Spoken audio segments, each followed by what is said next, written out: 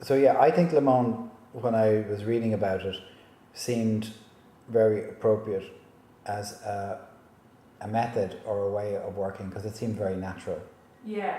So from you've studied Limon technique, but you're also studying the osteopathy. So how do you see that?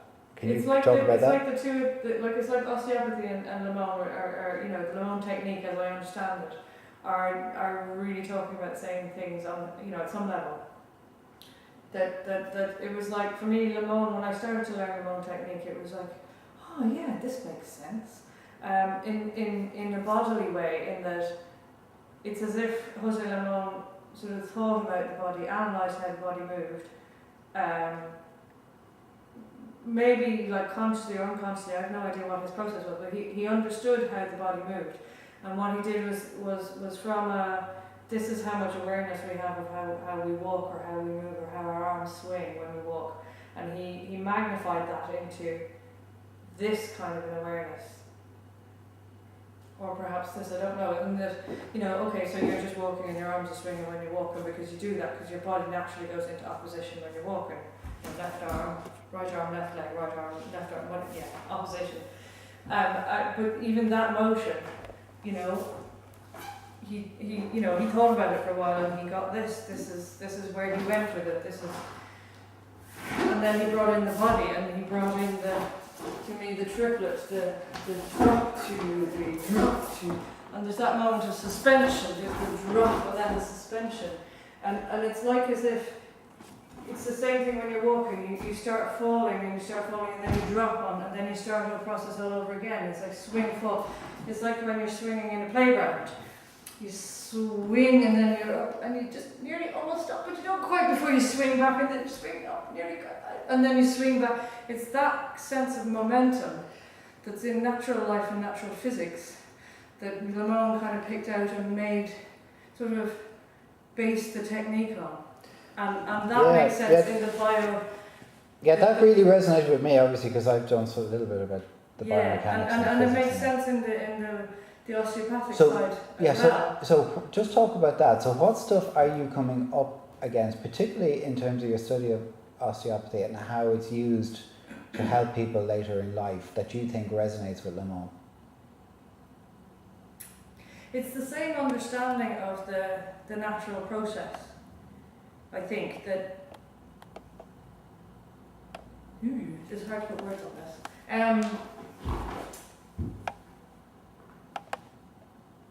It's about, because they talk about restoring function, which doesn't mean necessarily restoring the body to, because we can't restore the aging body to being a young body. But what we can do is we can restore, or we can aid the restoration of function to the body in that. Let's say there's an injury and one of the joints isn't working very well, so it stops being used because it causes pain.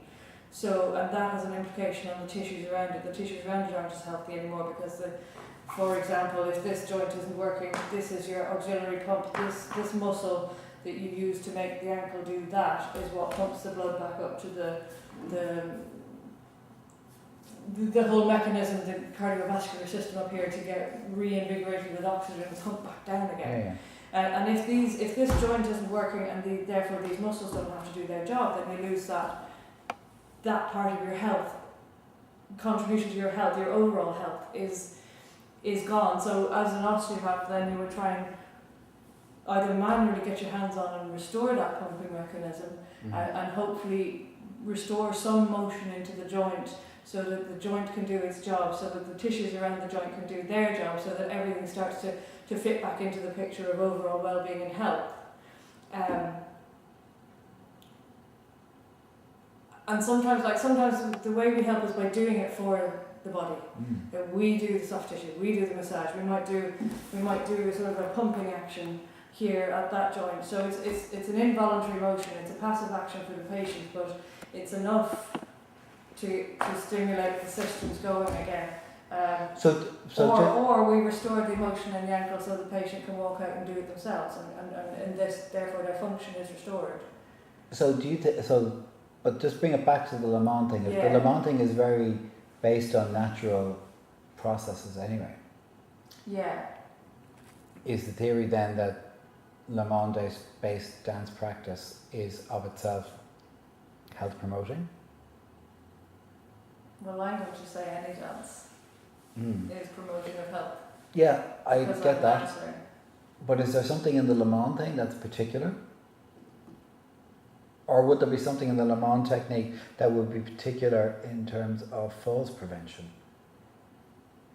Well, one of the things that, like for me, that Limon taught me is that I can go from standing to the floor, and the other way around as well. But there's a lot of ways I learned how to fall, how to move to the floor from a standing position if we're in a jumping place of flying, and go to the floor without doing myself any harm or any damage. I learned an awful lot of ways to fall. Yeah, I know that, but I don't. Again, just from what we said earlier, yeah. when a traumatic fall happens, we probably don't have the time to react and to bring that into consciousness, even some sort of subconscious response. It seems like it's a fairly thing. But is there something in the Limon that would promote a knowledge or awareness of how competent we are in our everyday movement, which would help confidence? I mean, I haven't really thought about it in that sense of using it as a promoting tool. And if you go, instead of thinking of it as a promoting of physical, promoting it as a method of reflecting on what ability we all still retain, Yeah. and being confident in that. Yeah.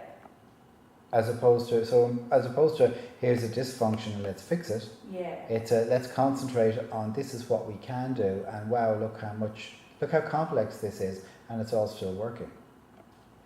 That sounds like you know what you're talking about. I don't really. I'm actually reacting off what you're saying, because you're saying that Limon took a simple movement and then magnified it through the dance to really focus in on or investigate how interesting this simple movement is. Is that fair to say? I don't know if he did, but that's my understanding of. Okay, so practice around that use of that dance technique does that.